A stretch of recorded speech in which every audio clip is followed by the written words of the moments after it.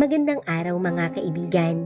Isang kwentong muli ang aking ibabahagi sa inyo na tiyak nakapupulutan niyo ng aral. Pero kung bago ka pa lamang sa aking channel, ay pakilike po ng ating video.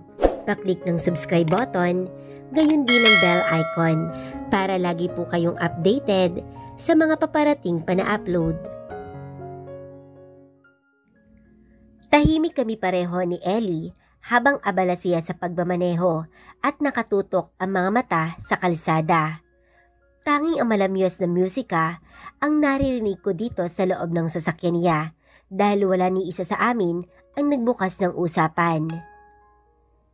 Kain muna tayo, bigla ay sabi ni Ellie nang saglit ay nilingon ako. Lihim na napabuga ako ng hangin dahil nahihiya ako sa sarili ko na nag-aya si Ellie na kumain kami sa labas. Pero wala akong sapat na pera. Ellie, sa bahay na lang muna tayo kumain. Pagluluto na lang kita, hindi kasi kasya ang pera na hawak ko ngayon. Nahihiya na sagot ko at pakiusap ko. Sige na please, ako naman ang magbabayad. Don't be offended. Pero bihira lang kasi ako mag-crave ng pagkain gaya ngayon. Nakalabi na sagot nito. Napabuntong hininga na lamang ako. Ayoko man ng ideya na siya ang babae ang gagastos, pero sa pagkakataon na ito, hindi ko rin siya pwedeng tanggihan dahil alam ko na sanay si Ellie na ginagawa ang lahat ng gusto ng malaya at walang problema sa pinansyal na gaya ko. Gavin, tawag nito sa akin para makuha ang atensyon ko. Sige na, bahala ka na, malumaning na sagot ko. Kita ko ang matamis ng ngiti na sumilay sa labi ni Ellie habang nakatitig ang mga mata sa kalsada. Kaya gustong gusto kita kasi ang bait mo. Natawa na lang ako dahil inuto pa ako kahit nakuha na niya ang gusto. Sino ba naman ang kayang tanggihan si Ellie, lalo na kapag ginamit ang karisma niya. Tumigil kami sa isang mamahaling restaurant dito sa Manila. Hindi ako masyadong pamilyar sa lugar na to, lalo na at sigurado akong lugar ng mayayaman ito base na rin sa nakikita kong mga establishmento na ni minsan ay hindi ko tinangka na pumasok dito. Table for two? Taas noon na sabi ni Ellie sa babaeng sumalubong sa amin at iginiya kami sa pribadong sulok ng restaurant. Isang Italian restaurant ang pinasukan namin. Kaya hindi na ako magtataka na Italian menu rin ang pagkain na nakikita ko sa pagpipilian namin. One set of lasagna, salad with pesto sauce, bread margherita pizza and tiramisu, sabi ni Ellie sa kausap. Ewan ko kung ano ang iniisip niya at gano'n na lang karami ang in-order niya. How about you, sir? Magalang na tanong ng waitress. I prefer Fiorentina steak and red wine. Mabilis na sagot ko na hindi man lamang tiningnan kung nasa listahan na ang pagkain na sinabi ko. Mabilis na nawala ang waitress na kumuha ng order namin matapos na sabihin ni Ellie ang juice na gusto ko. How did you know about the Fiorentina steak? Nagtataka na tanong ni Ellie sa harapan ko. Napakunot noon naman ako. Saan ko nga ba nakuha ang ideya na yon? Dahil sa pagkakatanda ko ay hindi ko naman binuklat ang menu pero alam ko ang tungkol dito at kung ano ito. Hindi ko alam. Naalala ko lang. Sagot ko. Kita ko na tumango si Ellie. Saka tiningnan ang mukha ko, partikular ang mga mata ko. I think bahagi yon ng pagkatao mo at nasa memorya mo ang pagkain na pinili mo. Dahil hindi mo basta na lang maiisip ang bagay na hindi karaniwan gaya nito. Hindi common ang French dish na in-order mo para basta mo na lang maalala dahil narinig mo kung kanino. Think about it. Baka mas may maalala ka pa. Mukhang tama si Ellie dahil kahit minsan hindi pa ako nakapasok sa kahit anong French restaurant. Wala rin ako mga kaibigan na maaring nagkwento sa akin tungkol dito para maalala ko. Habang kumakain, ay pinagmamasdan ni Ellie ang kilos ko. Natural na inabot ko ang kutsilyo at tinidor na siyang ginamit ko sa steak na nasa harapan ko. Pakiramdam ko ay dati ko na itong ginagawa dahil naging madali sa akin ang lahat. Parang normal lang at hindi awkward gaya ng nasa isip ko kanina nang pumasok kami dito ni Ellie. Kataka-taka rin kung paano ako sumimsim ng red wine na hiningi ko gayong hindi ako umiinom nito sa pagkakatanda ko. Alam ko na pinag-aaralan ni Ellie ang kilos ko. Ramdam ko ang mga mata nitong nakasunod sa bawat kilos ko. Sa maikling pagkakataon na kasama ko siya, ay natutunan ko na rin na pag-aralan ang kanyang bawat galaw, maging kung paano mag-iba ang reaksyon ng mukha nito. Masarap? Tanong ni Ellie na nakatitig sa mukha ko. Oo, gusto mong subukan? Tanong ko, sabay hiwa ng maliit na portion at inumang sa bibig nito gamit ang tinidor ko. Masarap nga, sabi ni Ellie matapos malasahan ng steak na sinubo ko. I didn't know na masarap pala yan. I'm never a fan of steak kasi since I don't like red meat. Tumango ako dahil tama siya, pero sa ngayon, wala akong ibang masabi dahil nangangapa pa ako. Kaya mo bang ubusin lahat yan? Tanong ko kay Ellie dahil nakahilera pa rin ang pagkain ng in-order niya. Nakontent na kasi ako sa steak at wine, kaya hindi na ako kumuha sa pagkain niya na nasa harapan namin. Tikman mo to, masarap to, promise. Napangiti na lang ako sa kakulitan ni Ellie, lalo na nang basta na lamang niya dinampot ang piraso ng pizza at inumang sa labi ko. Say sabi nito na bibilis ko namang ginawa dahil baka kapag boring ang isang tao ay mainis at mag-walk out tapos maiwan ako mag-isa dito at sa huli maghugas ako ng pinggan dahil wala akong pambayad. Pareho kaming satisfied na lumabas ng restaurant. Panay pangulit ni Ellie na magpa-picture kami kaya naubos yata ang halos 1 oras kakakuha nito ng larawan namin sa loob ng restaurant. Mabuti na lamang at VIP table ang kinuha niya dahil daig pa namin ang mga batang naglalaro sa camera ng cellphone na hawak niya. Alam mo, tingin ko may amnesia ka, bigla ay sabi ni Ellie. Paano? I mean, bakit nasabi mo yan? Tanong ko habang naglulumikot ang mga mata. Hindi ko alam pero hindi ako komportable sa lugar na to, maging sa tema ng usapan na binanggit ni Ellie. Bukod sa pagiging doktor, ay nag-aral din ako tungkol sa ugali at karakter ng isang tao. Masasabi ko na para kang may dual personality na basta na lang lumalabas ng hindi mo namamalayan. For example, think of what happened kanina. Nang pumili ka ng kakainin mo, alam ko na wala yun sa menu na hawak at tiningnan mo dahil nasa top list yun na may separate na listahan. Think more about it, Gavin, dahil baka may nakalimutan ka lang talaga sa bahagi ng pagkatao mo. Nag-isip ako pagkatapos pakinggan ang sinabi ni Ellie. Naguguluhan ako pero sa ngayon ay nakumbinsya niya ako na totoo nga na may nakalimutan akong bahagi ng nakaraan ko. Nakasakay na kami ng sasakyan ni Ellie. Pero hindi pa rin mawala sa isipan ko ang napag-usapan namin. Sobra akong naguguluhan, lalo na at alam ko, simula nang nabuo ang memorya na meron ako, pero bago ang lahat simula nang makilala ko si Ellie. Isang eksena ang muli na namang nakita ko sa balintataw ko. Napapikit ako ng mariin dahil sumakit bigla ang ulo ko. Kill him! Agad na napamulat ako ng mga mata dahil hindi kinaya ng isip ko ang tagpo na nakita ko. Isa pang malabong alaala ang nakita ko. Nakaupo ako sa isang magarang upuan, kaharap si Colleen Madrigal, at seryosong nag-uusap. Hindi malinaw kung ano, pero nakita ko ang ama ni Ellie, nagalit habang may hawak na baril sa kanang palad na ang isa ay nakahawak sa sintido nito. Sa tingin ko rin, ay may kaugnayan ng tatay mo sa nakaraan ko. Base na rin sa mga nakikita ko na bahagi ng mga malalabong alaala na bumabalik sa memorya ko. Tatanungin ko si Daddy, sabi ni Ellie, sabay dukot ng cellphone na dala. No, wag muna ngayon Ellie. Gusto ko munang makasiguro at gagawin ko ang sinasabi mo. Mag-imbestiga muna tayo. Mahinahon na sabi ko. Sa tingin ko, kung ganyan na nakikita mo si Daddy, sa mga kakarampot na eksena na bumabalik sa alaala mo, ay may meaning na may kaugnayan kayo pero bakit wala siyang sinabi ng magkaharap kayo? Kunot ang noong tanong ni Ellie bago binuksan ang engine ng sasakyan. Pareho kami naghahanap ng kasagutan sa bawat tanong na gumugulo sa aming isipan.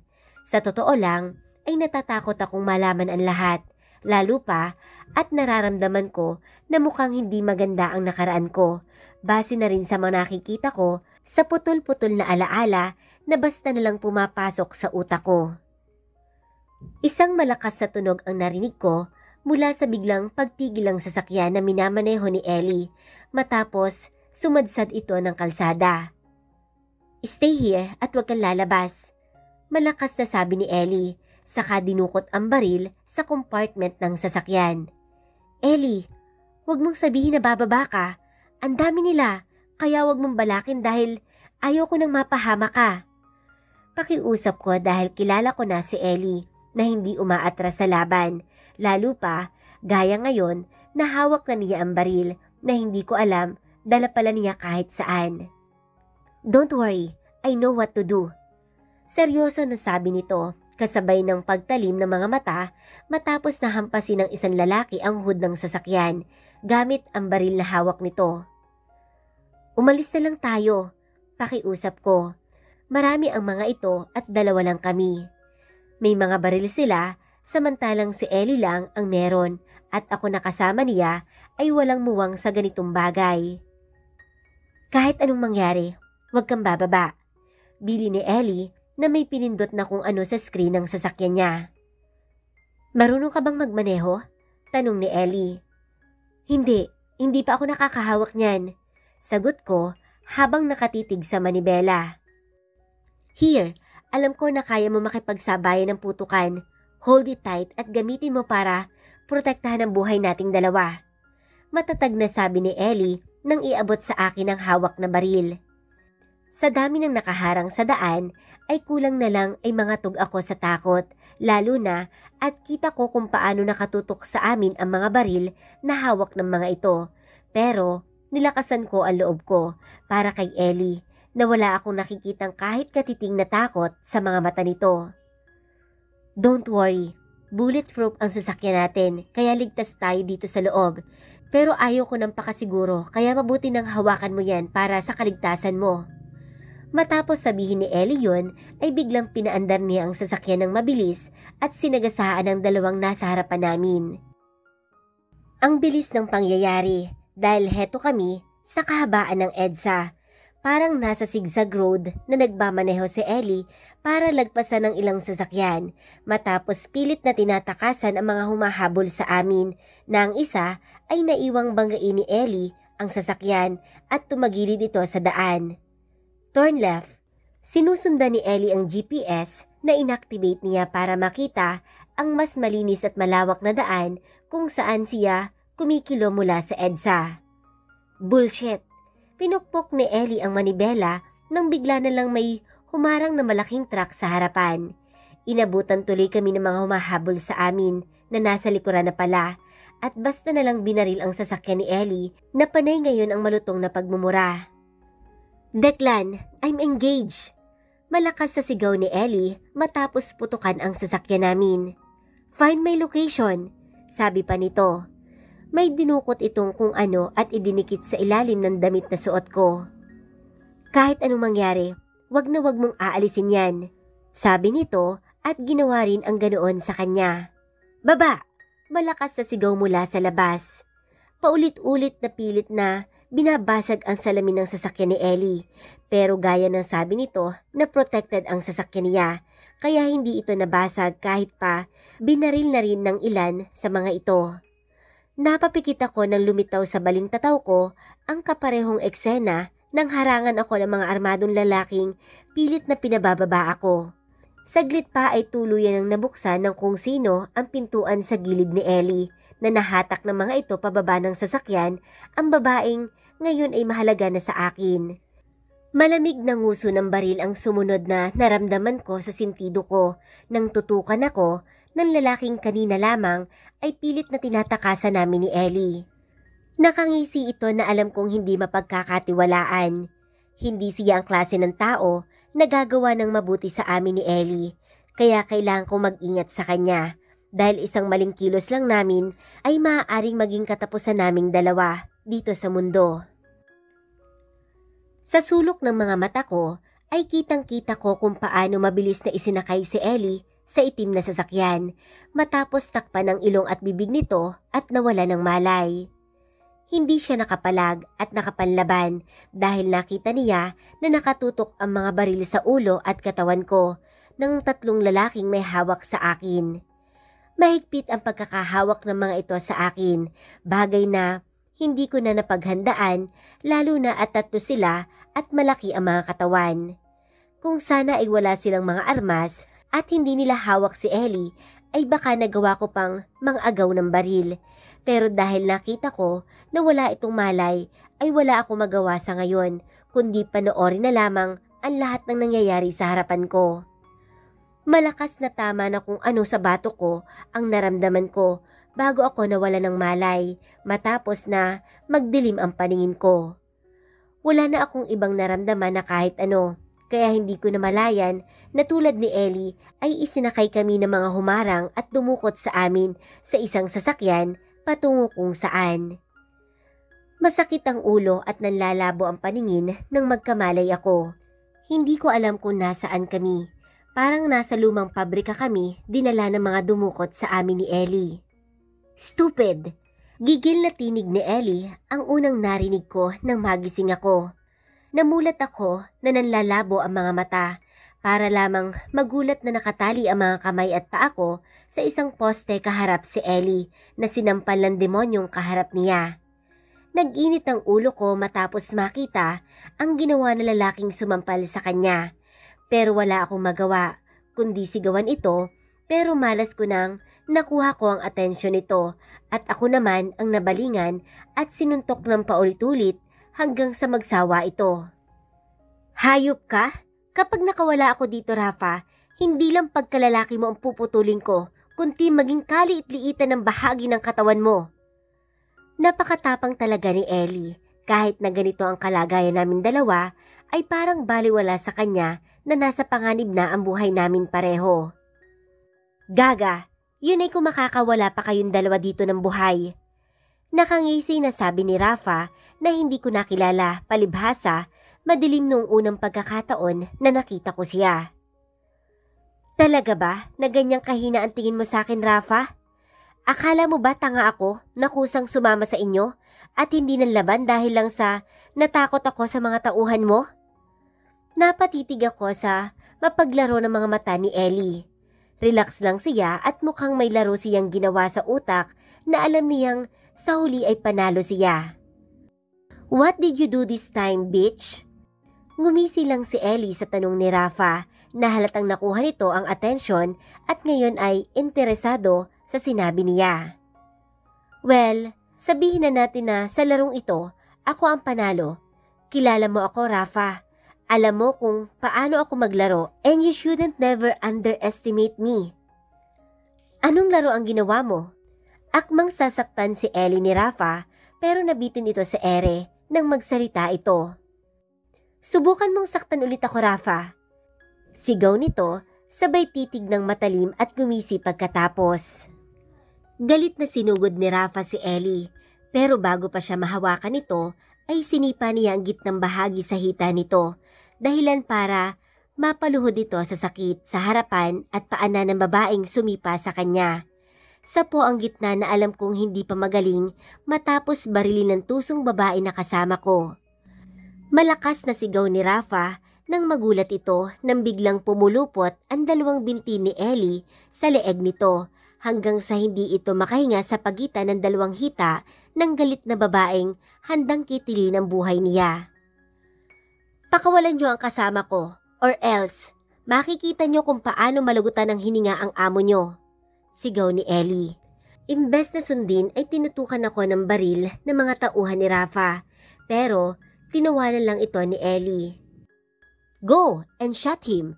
I don't mind. Marami akong tauhan na pwedeng ipalit sa kanya. Pero oras na mamatay itong amo nyo, sinisiguro ko na kayo ang ituturo ko kay Hidalgo. Napatitig ako kay Ellie. Masyadong mapanganib maglaro ang babaeng kaharap ko. Pero naiintindihan ko ang ginawa niya. dahil effective ang sinabi nito. Kaya mabilis na pinakawalan ako ng mga takot na tauhan ni Rafa. Bitawan mo ako! Nauutal at nanghihina na sabi ni Rafa, pero hindi ito binitawan ni Ellie. Naging mabilis ang kilos ko at nilapitan si Ellie, kaya nakalag ko ang tali sa mga kamay nito. Malas nila na nakapag-play safe sila at hindi itinali ang paa ni Ellie. Matalino at fully trained siyang babae pagdating sa bagay na ito, lalo pa at gumagana ang isip niya kung paano laruin ang sitwasyon namin sa kamay ng mga taong dumukot sa amin. Panay ang suntok ng mga kamay na nanghihina na si Rafa sa binti ni Ellie, pero nagawa nitong i-endure ang lahat dahil heto namumutla na at halatang kulang na sa oxygen ang lalaking nasa pagitan ng mga binti niya na alam kong minuto na lang ay mawawala na ng buhay. Pakawalan mo si Rafa. Pinakawalan na namin ang kasama mo. Matigas na utos ng isa sa tauhan ni Rafa na panay ang hampas ng kamay sa malamig at maalikabok na semento. Isang malakas at mabilis na galaw ng kamay ni Ellie ang sunod na nakita ko nang pilipitin nito ang leeg ni Rafa sa mismong harapan namin at ng mga tauhan nito na wala ng buhay ng bitawan niya. Alam nyo at kilala nyo kung sino ako, yet kinidnap nyo pa rin ako? Para na rin kayo naghukay ng sarili nyong libingan. Mapanganib at malakas na sabi ni Ellie. Dahan-dahan na tumayo ito at paatras naman na lumayo ang mga tauhan ni Rafa sa amin. Sumusunod lang po kami sa utos ni Rafa, Miss Ellie. Sagot ng isa na halatang takot kay Ellie. You, mamili ka. Kakalabanin niyo ako o ihahatid niyo ang bangkay ni Rafa kay Hidalgo? Tanong nito sa mga kaharap na nakatutok pa rin ang baril sa amin. Hindi ko alam kung anong naglalaro sa isip niya, lalo na at nagawa niyang kontrolin ang sitwasyon. Kapag kinalaban niyo pa ako, sigurado ako na sa mga oras na ito ay posibleng wala na kayong pamilya na uuwian at mauubos ang buong angkan niyo. Pero kung ihahatid niyo ang bangkay ni Rafa kay Hidalgo, may pag-asa pa na mabuhay kayo at ligtas ang pamilya niyo. Sa aming dalawa, mas demonyo ako kaysa sa amo niyo. Nakakatakot at malakas na sabi ni Ellie sa mga lalaking nagkatinginan na hindi marahil malaman ang gagawin. Nasa ganito kaming tagpo nang sunod-sunod na putok ng baril ang umalingaw-ngaw sa paligid. Hindi ako makagalaw at ang tanging nagawa ko na lang ay panoorin ang nangyayari. Naramdaman ko na lang ang malakas na sampal ni Ellie at sinabing sumunod ako sa kanya. Hawak na mahigpit ang kamay ay tumakbo kami palabas ng lugar kung saan isa pala itong warehouse sa isang abandonadong lugar na hindi ko pa alam. Don't worry, narito na ang kapatid ko. Makakalabas tayo ng buhay dito. Puno ng pag-asa at confident na sabi ni Ellie sa akin. Ngayon ko lang napansin na marami pa palang tauhan si Rafa sa labas, kaya kung sakali na tumakas kami kanina, ay sila rin ang makakasagupa namin at hahadlang sa amin. Let's go, sabi nito, sabay tayo pero hindi sinasadya ay may tumama na ligaw na bala sa katawan ko. Gavin! Malakas sa sigaw ni Ellie na gumanti ng putok sa kalaban. I'm fine, kaya kong tumayo. Hindi ko na pinansin ang salitang lumabas sa bibig ko dahil nasa tagpo kami ng tanging gusto namin ay makalabas ng buhay at mabuhay. Sunod-sunod na putukan at may sumabog pa ang tanging narinig ko sa lugar. Alam ko na sa pagkakataon na ito ay hindi ako pwedeng maging mahina dahil si Ellie nga na babae ay matapang na kayang ipagtanggol ang sarili para mabuhay kami. Ellie, here! Sigaw ng isang lalaki na lumapit sa amin. Ang tagal mo, kahit kailan talaga ang hina ng radar mo. Masungit na sabi ni Ellie dito. Nginisian lang siya nito bago sumagot. Gusto ko muna kasi napahirapan kanila para may rason ako para iligpit silang lahat dito. Isa pa, para magtanda at madala ka. Hindi ko malaman kung seryoso ba ito sa sinasabi dahil nakangiti ito na akala mo isang nakakatuwang eksena ang nasaksihan niya. Pinanood ko na lang kung paano nagsagutan ang mga ito Samantalang heto at mapanganib ang lugar na kinaroroonan namin dahil sa mga tauhan ni Rafa na nagkalat sa paligid. Gavin, let's go, bago ka pa maubusan ng dugo dito, sabi ni Ellie sabay hatak sa kamay ko. Kita ko kung paano ako tingnan na lalaking kausap nito ng pailalim. Saka ko lang napagtanto kung sino ito nang tawagin ni Ellie si Declan na kapatid nito. Ang mga tauhan ko na ang bahala dito. Tara na. Huling narinig ko bago kami sumakay ng isang magarang sasakyan at mabilis na pinatakbo ng kapatid ni Ellie palayo sa lugar. Have you managed to terminate your target, Ellie? Tanong ni Declan na parang hindi nanggaling sa barilan. I did. His head. Kibit balikat na sagot ni Ellie sa kapatid. Pakiramdam ko sanay na sila sa ganito dahil normal na lang kung pag-usapan nila ang tungkol sa ganitong bagay. Hindi nagtagal ay pumasok kami sa isang malaking bahay.